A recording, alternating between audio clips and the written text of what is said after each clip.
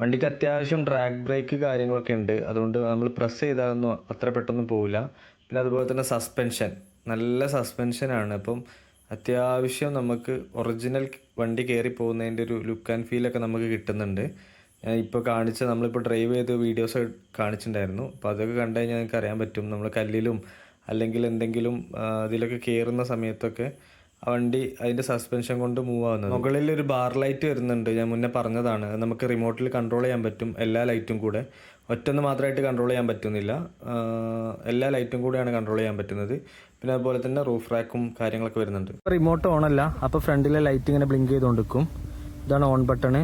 Like ഇവിടെ ഇത് on ചെയ്ത് കഴിഞ്ഞാൽ ഓക്കെ പെയറായി. ഓക്കെ പെയറായി കഴിഞ്ഞ് കഴിഞ്ഞാൽ പിന്നെ ലൈറ്റ് കണ്ടില്ലേ, ഫ്രണ്ട് ലൈറ്റ് എത്തി.